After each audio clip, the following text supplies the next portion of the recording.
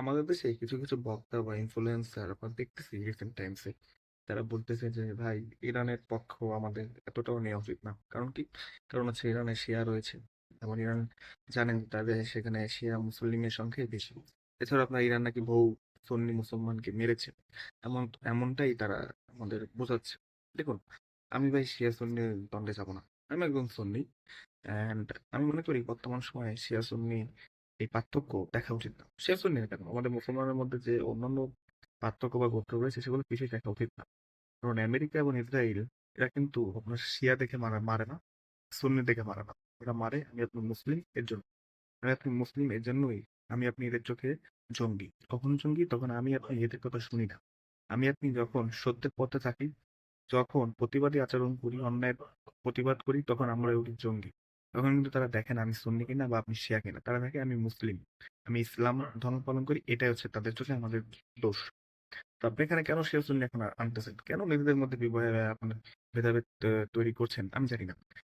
And এটা খুবই unfortunate যে অনেক বড় বড় ইসলামিক বক্তারা এখন চুপ আমাদের দেশে। কেন চুপ? হয়তো বা ওই যে ইমান আকিদা নিয়ে তারা প্রশ্ন তোলে, ভাই শিয়াদের ইমান আকিদা, সুন্নিদের ইমান আকিদা, এরকম দুই গ্রুপই রয়েছে। শিয়াদের মধ্যে রয়েছে, সুন্নিদের মধ্যে রয়েছে। একে অপরকে কাফের বলে।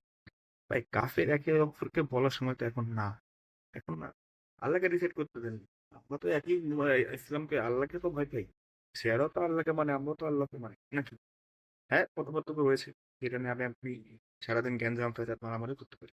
হ্যাঁ, পারি। কিন্তু এখন সেটার জন্য সেটার টাইম না। এখন আমরা আমাদের একটাই পরিচয় হচ্ছে যে আমি আপনি মুসলিম। অ্যান্ড কে শিয়া কে সুন্নি এইগুলা করে মানে পশ্চিমা যে এজেন্ডা না ভাই, এগুলা মানে আর মাথায় আনেন না। আর আমাদের সমাজে আর এগুলো ঢুকায় না। তাই এই পশ্চিমাদের হয়ে কাজ করেন না। নিজেদের মানে অগোচরে কিন্তু আমরা পশ্চিমাদের যে এজেন্ডা সেটা বাস্তবায়ন করি। আরে ভাই, ফিলিস্তিনে যখন মুসলমান মারে ইসরায়েল বা আমেরিকা, তখন কি তারা দেখে নাকি ওরা শিয়া কিনা না সুন্নি? তখন তারা মারে কেন? আর এই যে বেশিরভাগ দেখতেছি আমাদের দেশ তো আপনার সুন্নি প্রধান দেশ। এই যে সৌদি আরব, কাতার, কুয়েত, এরা কি করতেছে? এরাও তো সুন্নি প্রধান ইসলামিক কান্ট্রি। এরা কি করতেছে? মানে বলতে আমার খুব কষ্ট হয় যে সৌদি আরবে তো কিরণ পরিয়েছে কি আমেরিকার পক্ষে কথা বলে না? কাতারের আপনার যে বাদশা বা তামিম, উনি কি আমেরিকার হয়ে কথা বলে না?